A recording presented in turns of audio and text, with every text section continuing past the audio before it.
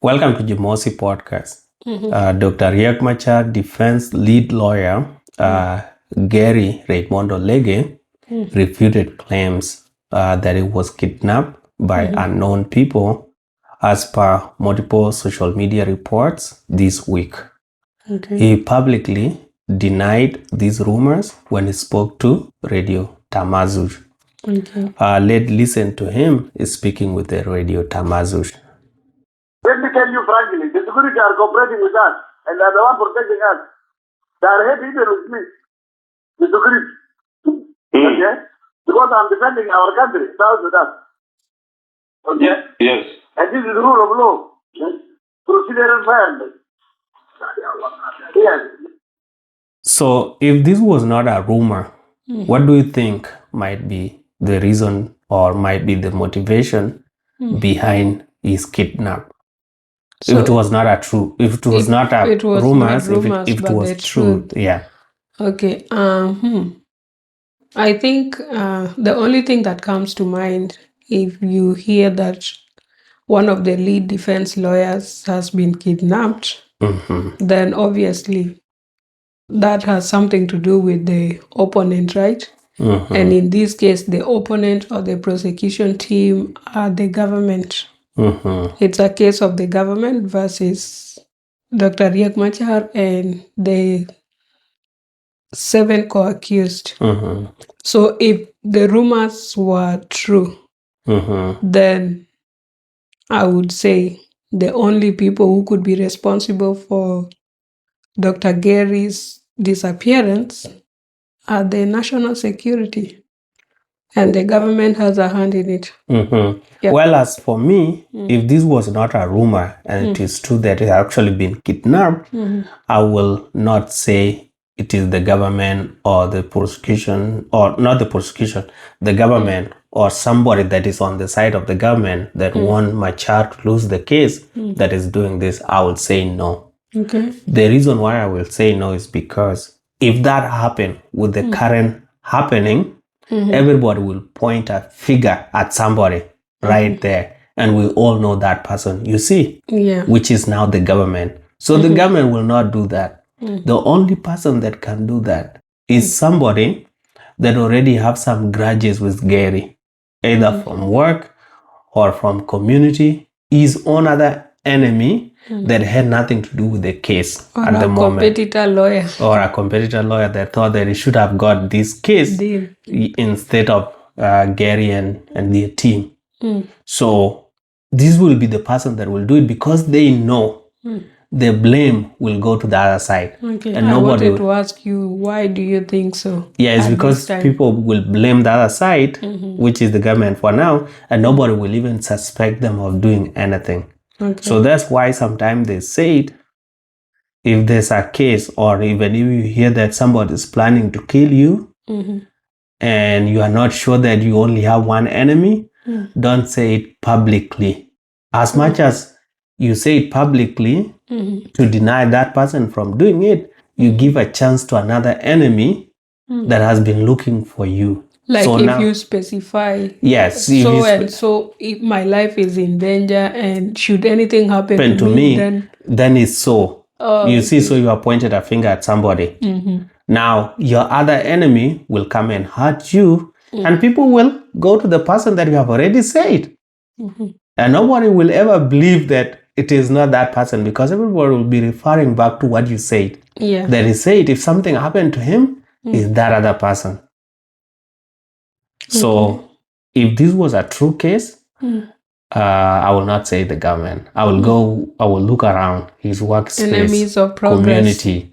Is he having any land grabbing issues? A lawyer grabbing land? Yes, because he can use the law. Is he having any community-related leadership issues at home? These other things, I will look at them. I will not go direct to the government because everybody will be blaming the government or people that are associated with this other side that want Riek Machar to lose. Okay, I actually agree with you. That point makes sense. Yeah, that some of the people that you might have to look at or investigate are the competitors mostly. Because this is a very lucrative deal. Like, imagine if they win this case, how much they are going to bag. I don't know how much these people charge in South Sudan, but in Kenya, someone can even charge you mita kadhaa, like a couple of millions. Yeah, for just regular cases. Things like inheritance disputes, land disputes, for those rich people. Yeah, they benefit a lot. Yeah. Yeah, so like I said, but what might be the motivation to kidnap him? Yeah, we already said business deal, somebody want to take it. Who will be the first suspect? Is other competitors, but everybody else. Or other enemies. Yes, but everybody else that do not reason beyond their nose will say is Are the you government. putting me in that category? No, you are not there. And you are laughing again. Sorry. Yeah, so for me, I will not say government. Okay. I will look around and see the other people. For the motivation, I think I can go with to ask for a lump sum payment. Because like it's usually referred to as ransom. Is it ransom or something like that? Yeah, the amount that ransom. Yeah, what the thieves or kidnappers usually demand for. So because you know clearly this person is going to bag a lot of money in this case, or they have already been paid some for their services, of course, right? They have to look into the constitution and all those. So you want part of that money. That would be a motivation. Or like if it's, let's say, a relative and Geri does not give them something small every now and then, then they might collude with other people to make sure they test what he's being given from that case. Yeah. So finances would be a motive. Yeah. And then again, looking at the motivation itself, if we look at the fact that there's an ongoing case between a prosecution team and between the accused and the prosecution team and defense team are there for them. Look at it this way. Cases are not won because of lawyer. Prosecution team right now, they're not shivering because there's a strong lawyer on the other side. It all depends on the evidence that you will provide and the law followed. It's not who is on the other side. And taking out the other lawyer on the other end will clearly shows if, let's say, the prosecution team or the people on the prosecution side are the one that are doing that, then judges will clearly see there's a motivation here from these people. And it might lead like to case being postponed until this guy is located. Case will not just continue like that without this guy being located. The case will be paused and then they'll start a case of looking for Geri. Yes. So kidnapping him will not fix anything. If it was to deal with the prosecution team or the people on the prosecution, it will not help in this case. And actually, if you look at the prosecution lawyers, they have very strong ones. Yeah, people like Ajo, Noel. Yeah. And then I think that's one of the reasons why the defense team did not want him in that prosecution part. Yes. Saying that he's a private lawyer and he should not be on the side. And the case should be defended or like prosecution should be handled by a government lawyer. Obviously, they know government lawyers are not the top brains. Are relative lawyers. Yes. And then that's because the payment is not that sufficient. Yeah, but for the private lawyers, they have their own things going on, right? Like especially in the case of this Ajo, he has a farm, the Igele farm, and then he has his own law firm. Yeah. So like he's someone who's well established and he's very competent when you look at the kind of lawyers we have in South Sudan, advocates of the High Court. Yes. But I've also heard something people saying that Ajo is a student to Geri because Geri is a lawyer at the University of Juba. But again, University of Juba used to be or is a former student. I don't know like how they put it like that, because I know Ajo did not get his law degree from South Sudan. Maybe there's a level that he got in South Sudan and then he went to the US. Maybe so that he can be admitted on the bar. Like most likely, yeah. Yeah. How do you call it? The South Sudan Bar Association. Yeah, so maybe they have to do some courses so that he's admitted, because they can't just take him from where he came. Yeah. So maybe that's where he became a student. Oh, he was interning at Geri's farm. No, he was a student sitting in class. Okay. So maybe wanting to get on the bar. Okay. Like teacher, like student. Mm-hmm. But why would a teacher, a professor, they say, no, remove my student. I don't want him to argue with me here. No, Lauda, he doesn't want to be embarrassed. No, but that's not the case. It's just that they were trying to follow the constitution and what is provided and all that. Yeah, but there are so many articles and subsections within the same constitution and other documentations that have been cited. This thing will say this and this would allow. So that's why he ended up proceeding with the case. And exactly, like when I look at the case, it's not more of like, can you talk more? It's more like, can you cite the right constitution? Can you prove? And go to the right constitution article and attach them together to show that this actually goes with this. Because the judges will not look at you and say, you should have go to this subsection and use it. If you cite the wrong one, it's up to you. And that's why it's very important to have a good lawyer on either side. Because a strong defense team can either reduce the charges or even win the case if you have like shitty lawyers on the prosecution side. And the same is true for the prosecution. If they are the best compared to the defense team, and even if the defense was going to win that case, they might end up losing simply because they didn't know how to answer the question or how to do proper cross-examination and stuff. Yeah, na watangariwa. They'll be shown dust. All right. So now that rumor has been dispelled and is not true, confirmed by Geri himself, what do you think might be the objective of that rumor when it was first started? What exactly did the person that started the whole thing want to do with it? Who started it? That's one thing. Yeah. Is this idea of one person posting and everybody else sharing? Yeah, most likely. And then if it was from one of these media outlets, then it's probably because, like sometimes people just make guesses even under the comment section of a different post. You start seeing people posting a lot of nonsense. And then if you are someone who doesn't do your own verification or at least do some research before you rush to share it, then you end up breaking the news, which is not news. Yeah. So I think that's what happened. Maybe like somebody saw it somewhere in the comments or from a story or from somebody else. And then they ran with it without first looking to clarify. And from there, so many other people shared it. Some would just copy and paste. Others would share that post. Yeah. Well, as for me, I will say the person that started the whole thing, the whole rumor, I wanted to create a division among people. And that's why you pick on a lawyer that is representing a public figure or a politician who has a case in court.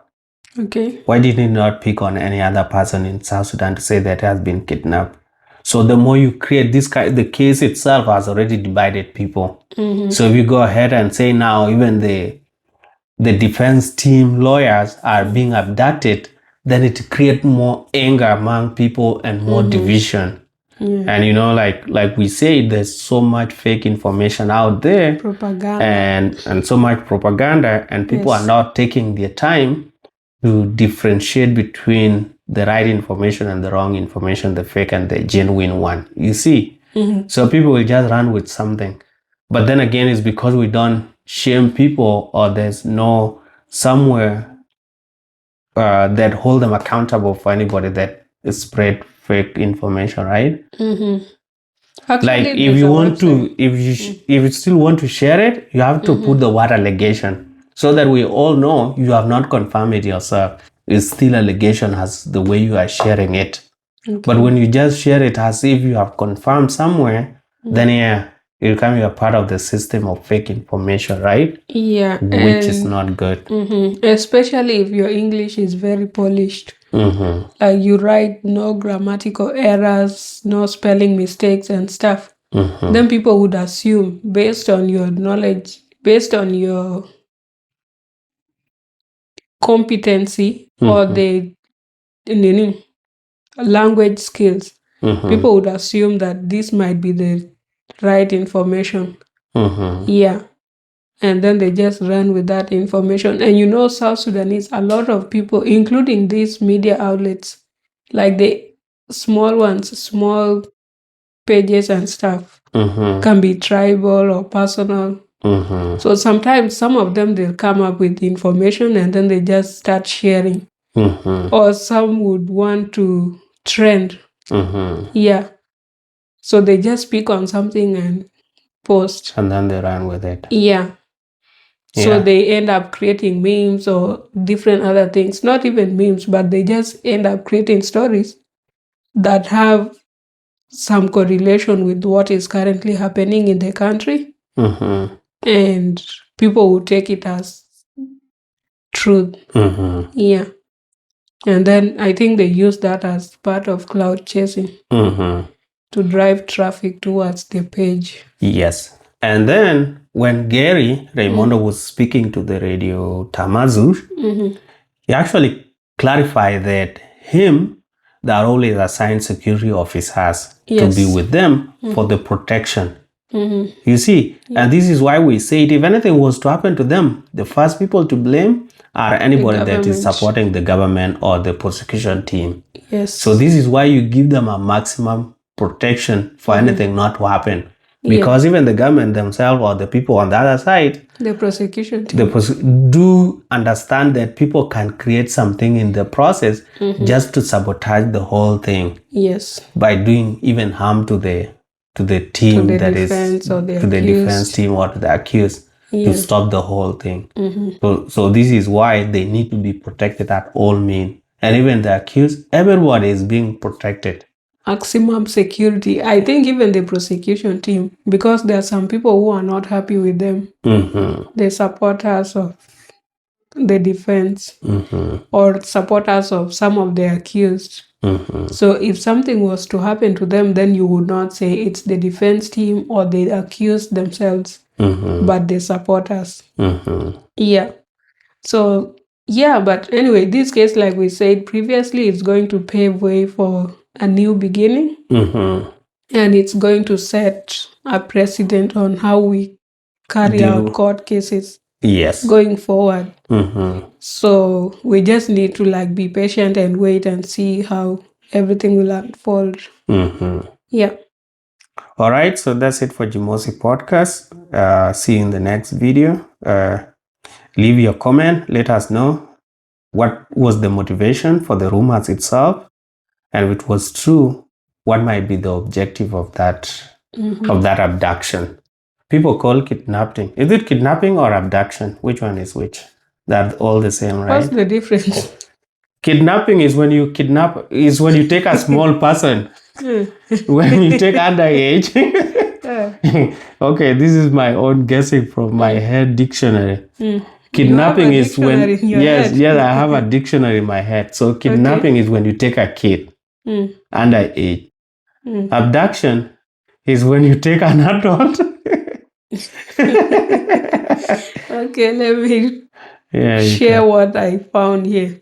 So the main difference between kidnapping and abduction is that kidnapping is the taking of a person by force, threat, or deceit for purposes like ransom, while abduction is the taking of a person by force, persuasion, or deceit to prevent their return to lawful guardianship. abduction can be a specific form of kidnapping, especially when related to taking a child from their parents. Yeah. Yeah, you remember that case of an Indian lady. They were having issues with the husband, so they were doing the share custody, where the child stay with the mother and then go stay with the father. Yes. So when it was time for the father, he had already booked the flight ticket. He flew with the child to India. Yeah. And then the mother had to make noise. It was all over the news. Yes. When the guy came back, that happened in North America, right? Yes. When the guy came back, he was arrested at the airport because I don't know, like, said they had gone on a vacation. But then the thing is, you had not communicated prior, so that the mother knows. Yeah, I don't want to go into the case because the mother was saying that she would still go ahead and communicate with the child over the phone and the Facebook and the WhatsApp thing. Yeah. So they were in contact. But saying abduction or kidnapping, but then why did the father came back when he knew that the case has already been opened in North America and it's going to be a big one? Maybe he had no information. No, he had. Or he it was thought all he over would just come and brush it off and say, "No, this is my child. We had gone on vacation, and that's why we are back. And we have shared custody." Yeah. But then this one can be a classic example of abduction because it involves taking a child. Yeah, but that's a father, right? It's also a parent. Your parents can also abduct you or kidnap you. But they came back with you. I think the guy ran out of money. Yeah. I would have looked for another relative to come with the child to Canada. That relative will also get in hot soup. Yeah. Because this is a minor who has an ongoing case of abduction. So if you come with the child, then you'd be an accomplice. Why did you accept to? Okay. I guess the father ran out of money. And he had to come back and say, "Yeah, we were on vacation. Is there anything wrong with vacation?" Yeah, I'm back with the child. She wants the child? Let her take. Or maybe he was he just thought, okay, if I come back, it would lessen the tension and all that. Because staying away, the security forces can go and pick him up and bring them back. Yeah. Or he might end up, like these North American countries and the developed world, they have treaties or agreements. When it comes to a crime that is punishable by law, then if you commit it, you will be punished regardless of where you are. Yeah, because I think there was also recently a case of a Kenyan who had committed a murder. Yeah. He had shot a lady near the shopping center and then traveled to Kenya. Left. Yes. The Americans, FBI went and the American FBI went and arrested him in Africa and brought him back. Yes. Yeah, there are a lot of cases, and there was this other case. Of somebody that made an accident, killed somebody, left the scene, was able to book the flight, and left the country. He stayed outside this North American country, I think for over 10 years. Oh, I think, is it over 10 years or a few months? 8 months or something. Oh, and it's something that happened in 2024. Oh, okay. And then they came back. He came back thinking that people... 11 months later. He was arrested. The system in these countries, do not forget. Once your thing is in, doesn't matter how long you come back. Even if you come at a different point of entry, once you put in your name, the system detects you. And everybody is informed countrywide, all the security agents. So everything is kind of interconnected. There's something called social insurance number, which is like your ID number. And then it goes with your name. Also, if you have a driver's license, it has your name, your number can easily be And then also border security services also have the record of people entering the country. Yes. So long as you came as international student, your name was entered into the system at the point of entry. Even if you did not come as an international and they student. will not delete it. They will have it there. So every time For we come life. back, we just keep updating it. Yeah. All right. So that's it for Jimosi podcast. Please consider subscribing. Yes. See you in the next video. Let's get to 3,000 subscribers. Yes. Before the end of October. Yes. It's very possible. Mm-hmm. Less than 200 to go. Yes. Less than 180 Oh, wow. subscribers. Okay. So if you are watching and you've not subscribed, What are you confirm waiting? to make sure that subscribe button is not reading as red. Mm-hmm. Yes, it should be gray. Mm-hmm. And Sometimes it's say white for some people. subscribed. Yeah. So if it's not showing as subscribed, then confirm. Yes.